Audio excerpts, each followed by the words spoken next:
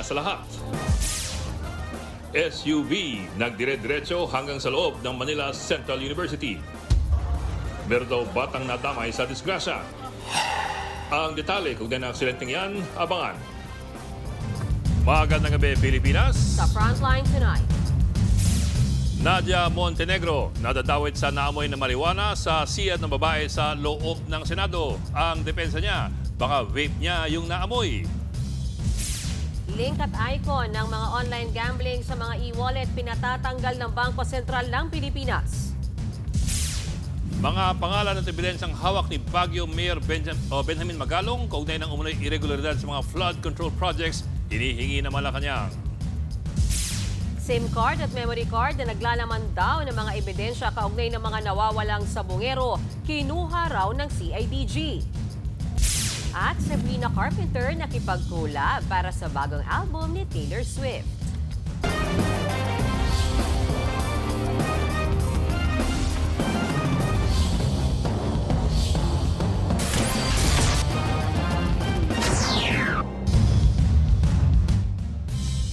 Nang araro ang isang SUV sa loob ng Manila Central University kaninang hapon. 7 ang sugatan sa aksidente. Ayon sa Caloocan Police, susundo raw sana ng kanyang apo ang driver ng SUV pero bigla niya raw natapakan ng accelerator hanggang sa nagdire-diretso ito sa loob ng eskwelahan. Nahagip nito ang 6 na estudyante sa isang faculty at isang faculty staff. Inoobserban pa sila pero stable naman daw ang kanilang kondisyon. Posibleng maharap sa kasong reckless imprudence resulting in multiple injuries at damage to property ang driver ng SUV. May naamoy na marijuana sa loob mismo ng Senado. Nadadawit po dyan ang pangalan ng aktres na si Nadia Montenegro na staff naman ni Senador Robin Padilla. Walang nakitang marijuana at walang nakitang gumagamit yan. Pero si Montenegro lang daw ang nasa lugar kung saan malakas ang amoy ng droga. Depensa niya, baka ang dala niyang vape ang nangangamoy. Narito ang aking report. Pinag-usapan ng ilang report kaugnay sa staff ng Senado na umano'y nagmamariwana. Base sa incident report na ibinahagi sa media ng opisina ng Senate Sergeant at Arms, 2 beses na amoy ang pinaghihinalaang marijuana sa CR ng mga babae sa Extension Office sa loob ng Senado. Una raw itong nangyari noong hapon ng 2 linggo ng Hulyo matapos i-report ng isang lalaking staff. Pero wala namang nakitang nagdodroga. Naulit daw ang parehong amoy nitong hapon ng Martes. May nag-report daw ulit na staff na may kakaibang amoy na naman sa pambabaeng CR sa kaparehong building. Amoy marijuana raw ito at ang umano'y huling nakita ng nagsumbong na staff na pumasok sa CR ay ang aktres sa si Nadia Montenegro. Nang kumprontahin ng security personnel, itinanggi raw ni Montenegro ang paninigarilyo o paggamit ng marijuana. Gayunman, inamin niyang may vape siya sa bag at baka doon daw galing ang naaamoy ng nagsumbong na staff. Si Montenegro ay empleyado ng opisina ni Senator Robin Padilla. Kaya naman agad ipinadala ni Senate Secretary Renato Bantug ang incident report sa tanggapan ni Padilla. Pinaiimbestigahan na ng senador ang insidente. Ayon sa Chief of Staff ni Padilla na si Attorney Rudolph Jurado, pinagpapaliwanag nila ang nasabing staff sa loob ng 5 araw bago ito desisyonan. So the best people who can testify on it, yung mga staff namin. Kinausap ko yung mga staff namin, may nangyari bang ganitong insidente? Wala. So what I did is I went down, bumaba ako doon sa office, tinanong ko, sino ba yung yung allegedly humuli, nakakita. And surprisingly, sila hindi rin nila alam. Sa ngayon, patuloy rin ang investigasyon ng Senado sa umunoy amoy marijuana sa pasilidad. Meron ding random drug testing sa mga empleyado at staff. Pinatatanggal ng Bangko Sentral ng Pilipinas ang mga link at icon ng mga gambling app at website na makikita sa mga e-wallet. Dapat daw yan gawin sa loob ng 48 oras. Narito ang aking report. Simula sa darating na linggo, wala na dapat makikitang links at icons sa mga e-wallet kung saan pwede ma-access at tumaya sa mga online sugal. Kasunod yan ang utos ng Bangko Sentral ng Pilipinas. Sa isang pahayag, sinabi ng pamunuan ng Maya na susunod sila sa direktiba ng BSP. Pati ang GCash, tatalima rin daw. Mayroon silang 48 oras para ipatupad ang utos. Kanina sa pagdinig ng komite ng Senado, nagbabala si Senator Erwin Tulfo sa isang opisyal ng BSP na ipapakontempt ito kung hindi masusunod ang deadline sa mga e-wallet. Within that time, for consumers who may want to take their money out from their online gambling accounts, they may do so. Sunday morning, hindi ko na makita yung game sa mga e-wallets. Apo, wala na. Pag may nakita po ako, i-contempt kita. Huwag mo ninyo biro-biroin ang komite na ito. We have a problem. We have a crisis. Hindi po ito basta-basta. We are facing crisis. Pero sa gitna ng pagdinig, umalma si Senator Rodante Marcoleta. Bakit daw ang mga e-wallet at BSP ang sinisisi? Dapat daw, PAGCOR ang sitahin. Kasi ang PAGCOR po ang merong regulatory powers dito. We're all barking on the wrong tree. Hindi po sila yung operator eh. But they are the conduit to But online for gambling. the Without record, them, walang for the online record, gambling. I was the one who suggested. Hindi pa pwede magtaya yung mga bata kung wala yung... Kaya nga po, ang sinasabi ko, i-suspend nila. Tapos na yun. It does not naman fry people. Sinubukang kumbinsihin ng PAGCOR ang mga senador na imbis na total ban, baka pwede raw magpatupad na lang ng mas mahigpit na regulasyon para sa mga online gambling sites. Malaki raw kasi ang naitutulong ng buwis mula dito para pondohan ang ilang programa ng gobyerno. Pero pinalagan yan ni Senator Tulfo. Wala akong pakialam kay malugi ho tayo because of the fact na yung social ills right now outweighs doon sa benefits. Maglatag kayo ng konkretong solusyon. Sa mga susunod na pagdinig, ipatatawag naman ang pamunuan ng mga e-wallet para magpaliwanag kaugnay sa issue ng online sugal. Maghihigpit na rin pati ang DILG sa utos nilang pagbaban sa online sugal sa kanilang mga tauhan at mga LGU officials. Pabor naman sa ilang tumataya sa pagtanggal ng mga link ng online gambling sa mga e-wallet. Nasa frontline ng balitang yan si Faith Del Mundo. 32 million, ganyan daw karami ang mga Pilipinong nasa hustong gulang na nagsusugal online. Ayon mismo yan sa datos nitong Hulyo ng Philippine Amusement and Gaming Corporation o PAGCOR. Marami sa kanila ang maaapektuhan ng utos ng Bangko Sentral ng Pilipinas na tanggalin ang mga link ng online gambling sa mga electronic e-wallet. Gaya ni Jobey na single mom at aminadong libangan niya ang online sugal. Easy access kasi ito sa kanyang e-wallet app. Mas gusto ko po yun na ganun pa rin na huwag tanggalin. Madali po kasi parang pag-cash in mo kaagad, nandun na kaagad sa account. Ang jeepney driver naman na si alias Rico, aminadong pinansusugal niya online ang kinikita niya sa kanyang boundary. Nabaon talaga. Nasira lang talaga yung hanap buhay ko. Nawala na yung pamilya mo dahil lang sa scatter. Mas mabuti mawala na yung habang buhay. Marami talagang nasisira talaga dyan. Marami pang masisira. At kung hihigpitan na ang access sa online sugal para sa mga ordinaryong Pilipino, bawal naman na yan sa lahat ng opisyal ng DILG at ng lokal na pamahalaan. Base yan sa inilabas na memorandum order ng ahensya. Bawal ang anumang pagsali o pag-access sa online sugal, sino-sino naman ang sakop ng kautusan na ito. Bukod sa DILG officials, kasama sa bawal sa online sugal, lahat ng hinalal ng provincial city, municipal at barangay officials. Sakop din ng utos lahat ng opisyal ng PNP, BFP, BJMP, NAPOLCOM, pati na ng National Youth Commission, Philippine Commission on Women, National Commission on Muslim Filipinos at Philippine Public Safety College. Hindi naman kasama dito ang mga contractual employee.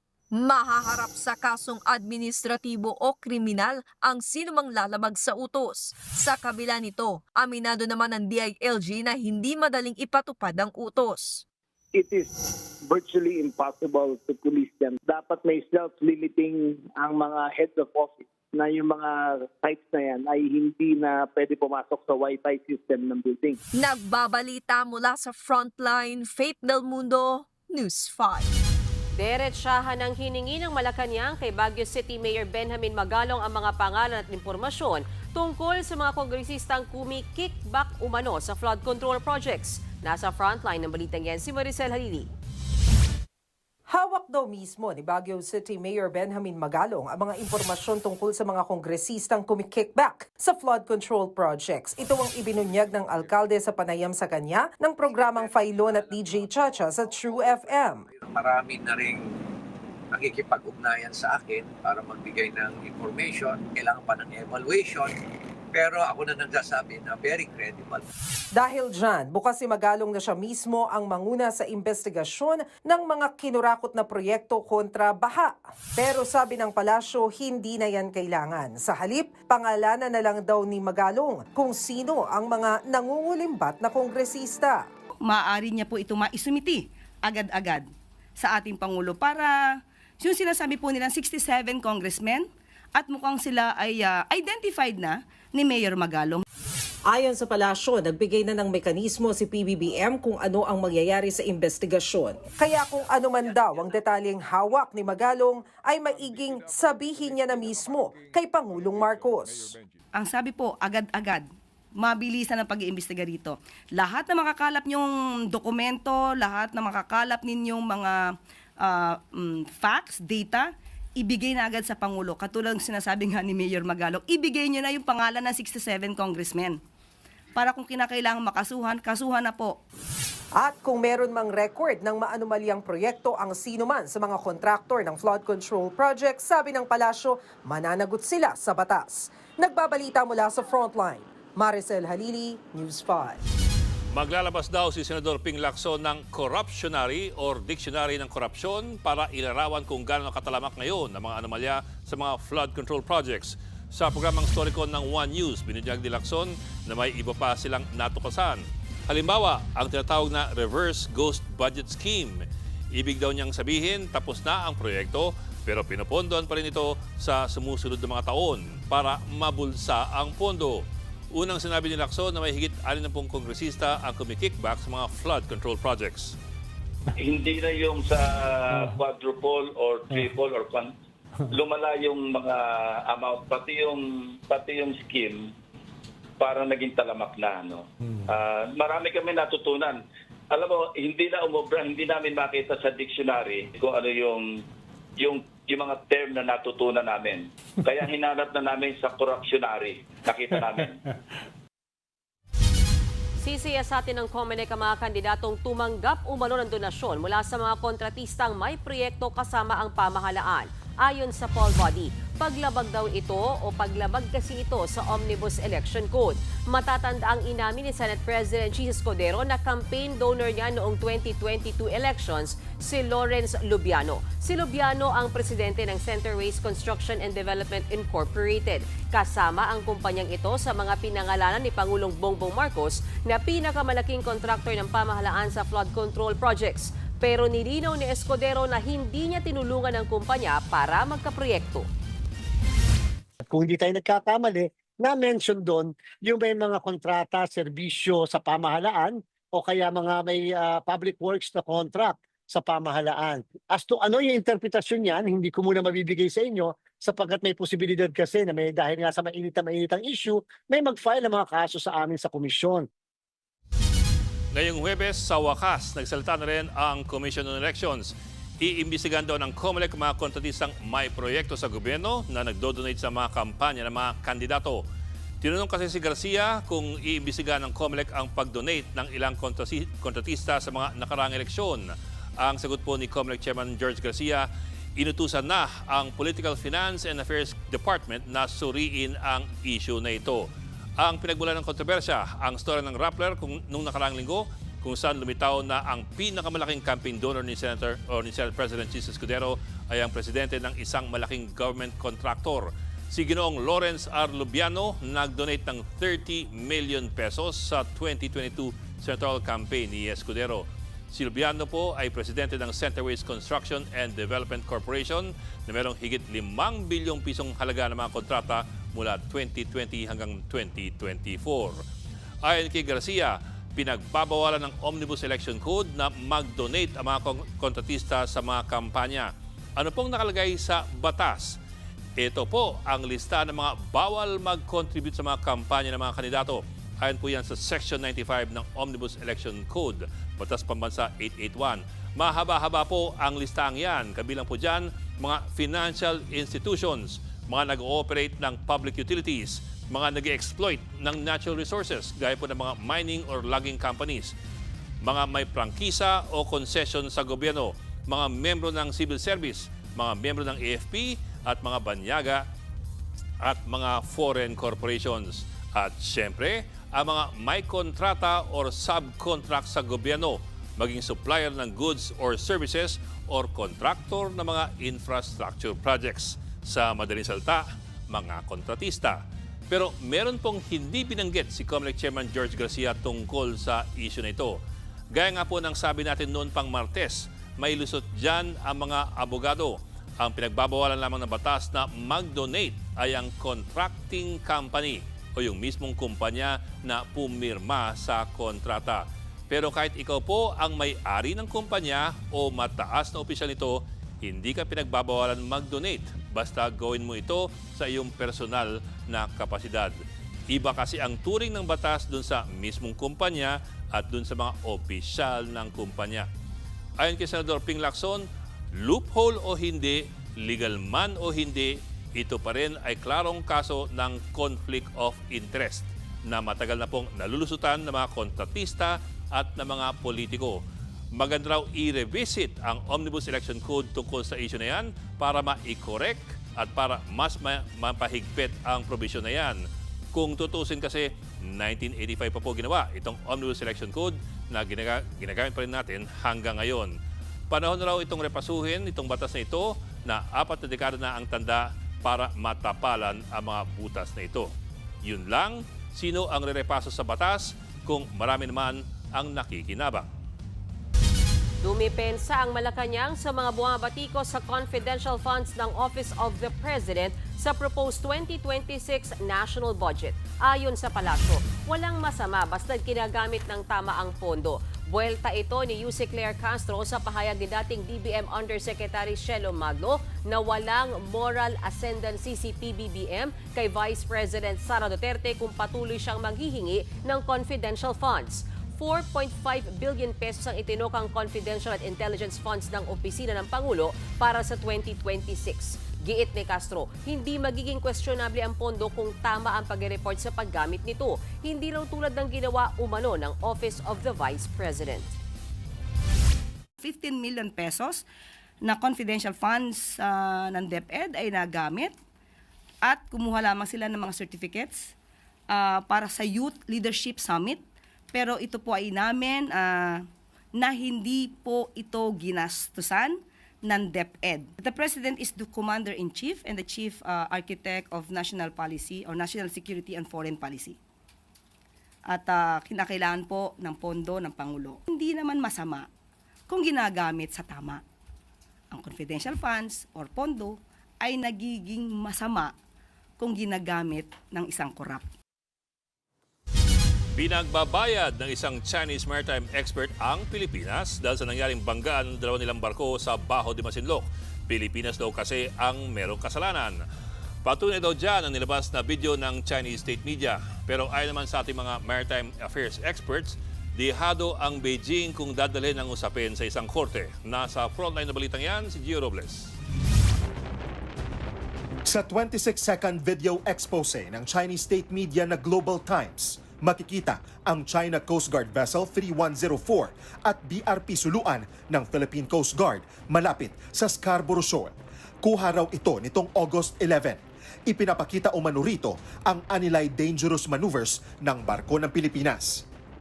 Gaya ng ilang beses na pagtawid ng BRP Suluan sa harapan ng CCG vessel. Ito'y sa kabila raw ng paulit-ulit na babala sa barko ng Pilipinas na pumasok sa Scarborough Shoal nang walang pahintulot mula sa Beijing. Bukod dyan, mabilis din ang takbo ng PCG vessel sa close quarter maneuver nito na lubhang mapanganib umano. Kuha ang video bago mauwi sa salpukan ang paghabol ng Navy at Coast Guard vessels ng China sa barko ng Pilipinas. Dahil dyan, sinabi ng isang Chinese maritime expert na dapat pagbayarin ng danyos ang Pilipinas sa mga nasirang barko ng Chinese Navy at ng CCG. Sa artikulo ng Global Times, iginiit ng nasabing eksperto na Pilipinas naman daw kasi ang sanhi ng banggaan. Pero may buwelta dyan ang isa pang maritime affairs expert na si Jay Batumbakan. Kung sakaling ipipilit niya yan, they'll have to go to court and then they'll have to prove who actually has sovereignty over Scarborough, di hamak na mas marami tayong ebidensya kaysa sa kanila. Kapansin-pansin din para kay Batumbakal ang pananahimik ng China sa mga posibleng nasaktan o nasawi na crew ng CCG kasunod ng salpukan ng mga barko nito. Kasi alam nilang mali sila and they don't want to be accountable for their people until they figure out a way to spin it in a credible way. Hinimok ni Batumbakal ang China na ilabas ang buong video ng insidente sa Scarborough Shoal nitong Lunes. Paliwanag ni Batumbakal, katawa-tawa na ang mas maliit na barko ng Pilipinas ang haharas sa mas malaking China Coast Guard vessel. Tinawag naman na sinungaling ng Philippine Navy ang China na nais lang daw makakuha ng sentimiento sa publiko. Umaasa naman si Navy spokesperson for the West Philippine Sea, Roy Vincent Trinidad, na may natutunan ang China kasunod ng salpukan ng mga barko nito. I hope that the leadership of the Chinese Communist Party would be able to look after the welfare of their men and not make them cannon fodder. Hopefully wala na sawi, ay kakalimutan nila, sweep it under the rug and move on as if nothing happened.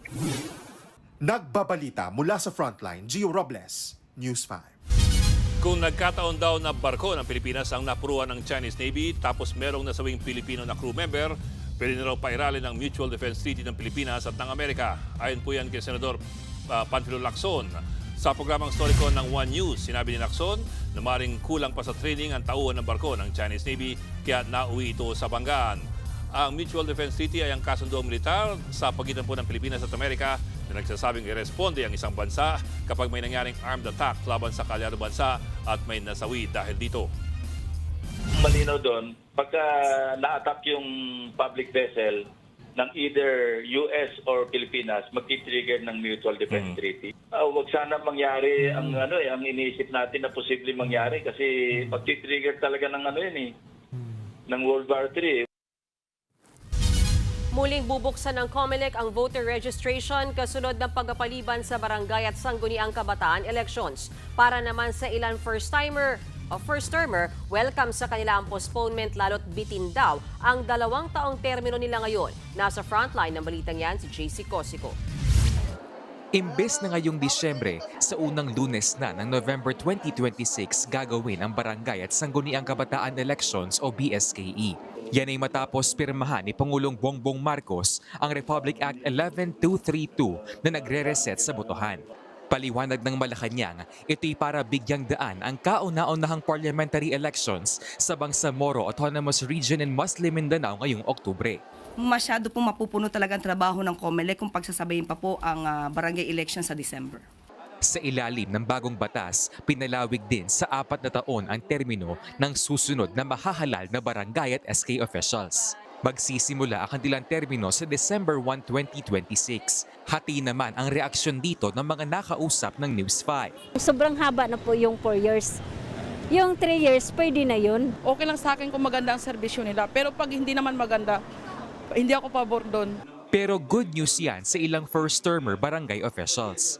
Bukod sa hindi na lang 2 taon na kanilang termino ngayon, matatapos pa raw nila ang mga pinlanong proyekto. Mas mahaba yung plan, mas maganda. Kasi kadalasan pag yung activities or project is short term lang, kadalasan or mas malaking percentage na hindi nagiging successful o hindi maganda yung turnout of events niya. Sa kabila ng postponement, tuloy-tuloy pa rin ang paghahanda ng COMELEC para sa BSKE. Almost sure na may magke-question sa legalidad ng naturang bagong batas. Ang magiging katanungan natin, ano yung initial na aksyon ng Korte Suprema, kailan mangyayari yon? Sa ngayon, muling bubuksan ng COMELEC ang voter registration sa Oktubre. Natatagal naman hanggang July 2026. Nagbabalita mula sa Frontline, JC Cosico, News 5.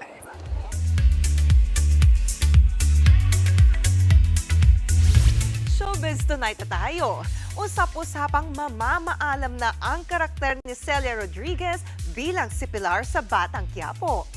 Muntik na kasing tanggalin ni Gustavo ang life support ni Pilar sa ospital. Buti na lang to the rescue si Vice Mayor Olivia. Matatanda ang binaril ni Marites si Pilar kaya siya na-comatose.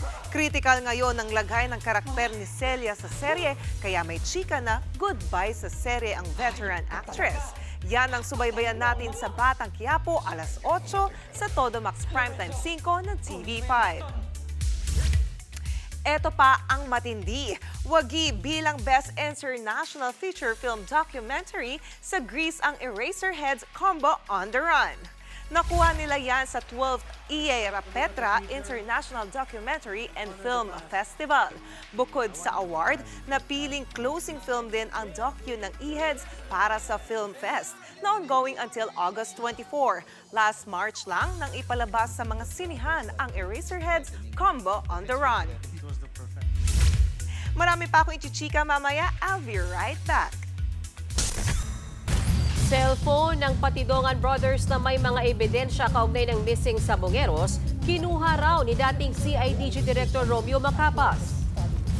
Bumulagang baha sa Rodriguez Rizal, puro basura. At Taylor Swift at Sabrina Carpenter's Mike pa collab.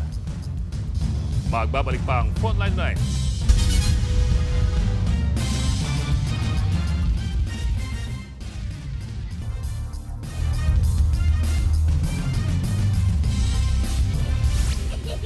Ayan o, babalik ka man ni Bella. Balik mo ni Bella. Pag ganun. Uy! Kinakabahan kanan. Sa viral video na yan, makikitang isang batang babae na nagmamaniobra ng manibela ng sasakyan sa parking lot ng mall sa Parañaque City. Nakakandong siya sa driver habang tinuturuan. Delikado at bawal po yan. Nakarating na ang video kay DOTR Secretary Vince Dizon at sa LTO. Hinahanap na ang may-ari ng sasakyan at posibleng makasuhan ang driver. Idinimanda ni alias Totoy si dating CIDG Director Romeo Macapas dahil yan sa umano'y paglabag sa karapatan ng mga kapatid niyang sina Jose at Elakim sa Cambodia na kinuhanan daw ng cellphone. Pero pagbalik, wala na itong SIM card at memory card na naglalaman daw ng mga ebidensya kaugnay ng mga nawawalang sabongero. Nasa frontline ng balitang yan si Gary De Leon. Muling umarap sa National Police Commission o NAPOLCOM ang whistleblower na si Julie Dondon Patidongan o alias Totoy kasama ang kanyang kapatid na si Elakim. Nagsumiti sila ng bagong salaysay at nagsampa ng reklamong administratibo laban kay dating CIDG Director Romeo Macapas. Ang pinag-ugatan niyan, mali raw ang paghuli ni Macapas sa magkapatid na Patidongan sa Cambodia. Ayon kay Elakim, parang nilabag ang karapatang pantao nila dahil kinuha ng CIDG Director ang kanilang cellphone. Malaki ang niya sa pagkahuli namin, pagkuha niya sa amin. Una, hindi niya kami kinausap at saka kinuha niya yung cellphone namin. Yun lang. May mga importante raw na impormasyon tungkol sa missing Sabongeros na laman ng cellphone na kinuha ni Macapas. Nung binalik na nila, wala ng SIM card, wala ng memory card. May mga mahalagang ebidensya doon na makukuha. Tingin naman ni alias Totoy, tauhan si Macapas ng negosyante at tinuturong mastermind sa pagwawala ng mga Sabongero na si Atong Ang. Baliktarin lahat ng sinasabi ko, naggagawin niya Ato ang mastermind at labas na daw dito si Mr. Atong Ang. Damay rin sa reklamo ang dalawa pang pulis. Nauna nang sinabi ng PNP na legal ang naging pag-aresto ni Macapas, kina Jose at Elakim. May arrest warrant na noon pa si Jose sa kasong robbery habang nagtatago naman si Elakim sa Cambodia matapos makuna ng CCTV na nag-withdraw gamit ang ATM ng isang Sabongero. Natuntun sa Cambodia ang magkapatid matapos umanong ituro ito ng kanilang kuyang si alias Totoy para gawin ring testigo ng DOJ sa mga nawawalan Sabongero. Sinisikap pa ng News 5 na kunin ang panig ni Macapas o ng CIDG kaugnay ng mga alegasyon ng magkapatid na Patidongan.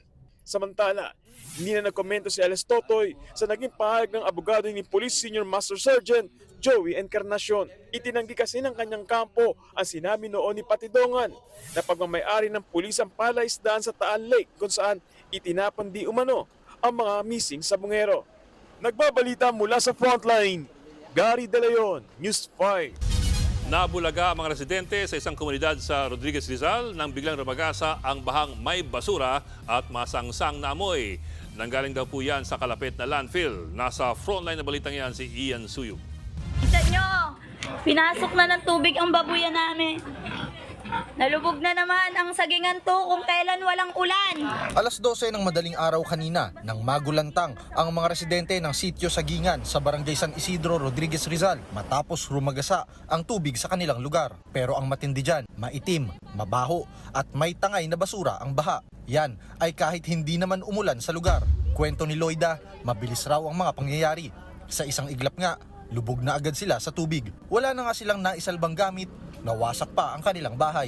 Bumagsak po yung malakas na tubig galing po sa landfill. Sobrang baho po. Dahil katas po ng landfill, yung basura ng landfill po ang umano sa amin.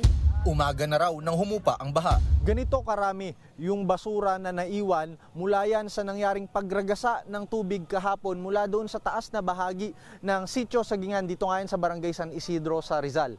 Ayon sa mga residente, umabot daw hanggang dibdib o minsan nga lampas tao pa raw yung baha. Umaga na kanina nung humupa yung pagbaha at naiwan nitong sira ang maraming mga bahay dito sa sitio.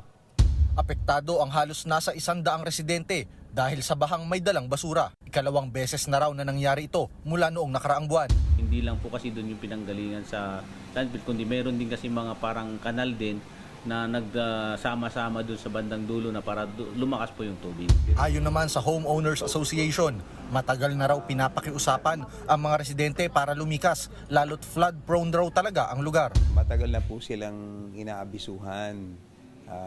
Kung hindi po ako nagkakamali, more than 10 years ago, na plano na silang i-relocate sa lugar na yan. Pero as I said, na aalisin mo, mamaya babalik. Sinubukan ng News 5 na kunin ang panig ng iSwims, ang waste management company na may hawak sa landfill, pero wala silang tugon. Nagbabalita mula sa frontline, Ian Suyu, News 5.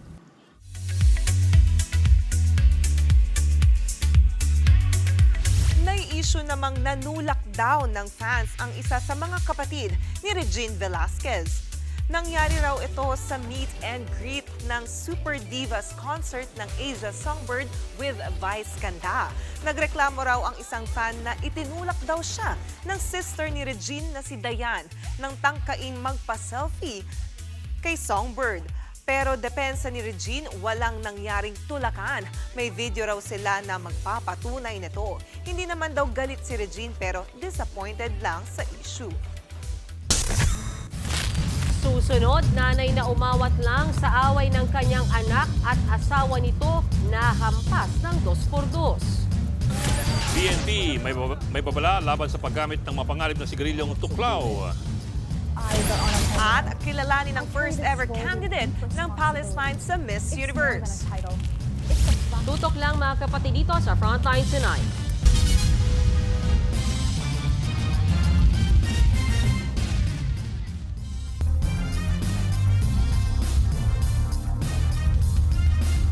Hataw ng 2x2 sa mukha ang inabot ng isang ina sa sarili niyang anak sa General Santos City. Umawat lang ang ina sa away ng anak at ng kaniyang asawa ng mapagbalingan. Ania sa Frontline sa balita si Brel Montalvo ng News 5 Mindanao. Namamaga at may mga bakas pa ng dugo ang pisngi at taenga ng ginang na ito sa General Santos City. Ang kanyang mga sugat, natamo niya nang mahampas siya ng 2x2 ng sariling anak. Base sa investigasyon, nag-aaway ang 27 anyos na suspect at ang buntis na asawa nito dahil nahuli ang lalaki na nangaliwa. Nang umawat ang ina na si Teresita, napalo siya sa ulo ng kanyang anak na hawak noon ang kahoy. Agad namang nadakip ang anak nito. Pero giit ng suspect, hindi niya intensyong saktan ang ina.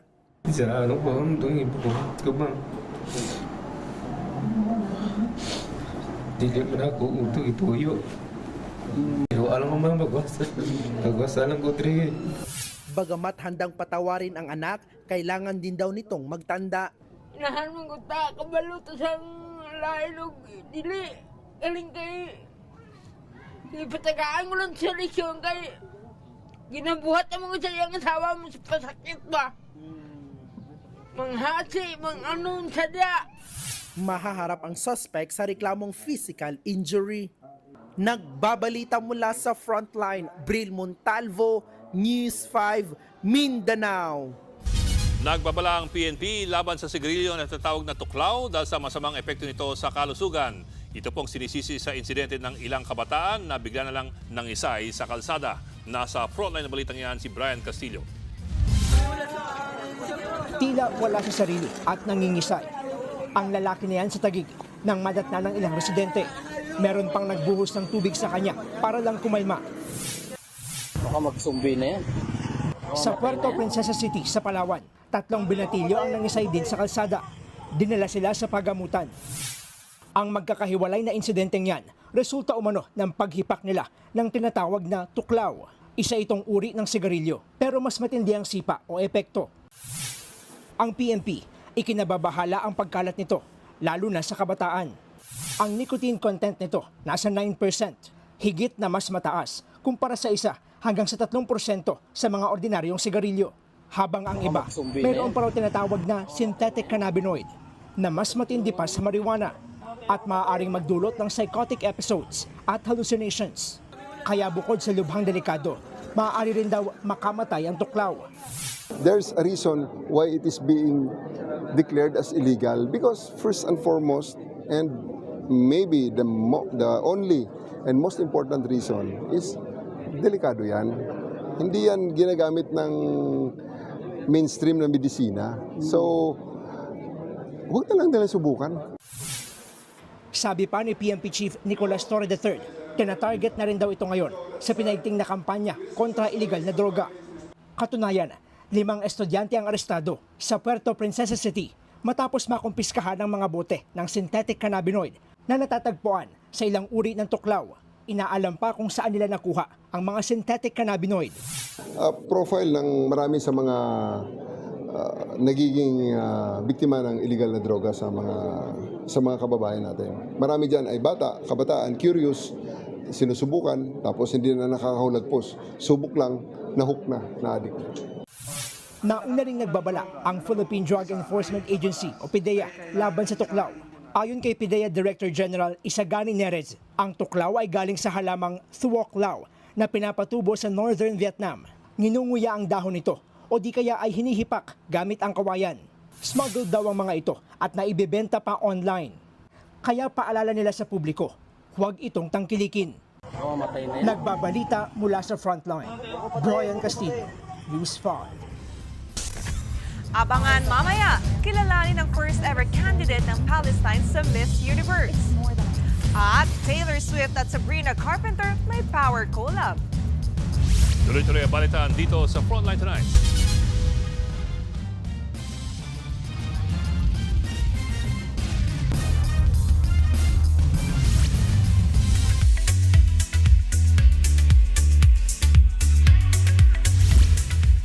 For the first time ever, meron ng representative ang Palestine sa Miss Universe. Siya si Nadine Ayub, ang kinoronahang Miss Universe Palestine 2025. Target niyang makuha ang corona sa Miss Universe sa Thailand this November. Ayon sa beauty queen, bit-bit niya hindi lang ang titulo kundi pati ang katotohanan. Dagdag niya, magiging boses daw siya ng pagdurusa ng kanyang mga kababayan. Nauna siyang nakilala bilang unang Palestinian na nanalong Miss Earth Water 2022. May power collab ang dalawang pop icons na sina Taylor Swift at Sabrina Carpenter. Featured si Sabrina sa title track ng upcoming album ni Taylor na The Life of a Showgirl.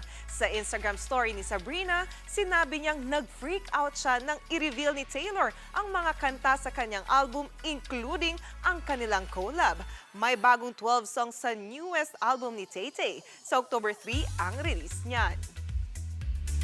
At yan ang latest and hottest sa Frontline Showbiz Tonight. Ako po si Jenny Alipon. Happy Thursday mga kapatid. Grabe yung tuklaw, ano? Nangingisay. Parang tinuklaw ng... Oo nga, katakot yun ah. Pero may sinasabi na yun kay Miss Palestine. Na maganda siya. Yes. Oo, pero yun, curious lang kami. So, paano ba yun, di ba conservative? So, hindi siya magsiswimsuit. Ganun ba yun? Ang ginagawa nila, sometimes may naka-one piece sila instead of wearing two piece. Pwede yun? Yes, pwede. And then may... May tapis. Yes, may tapis. May tapis yan. So, hindi ka naka-one piece na gano'n.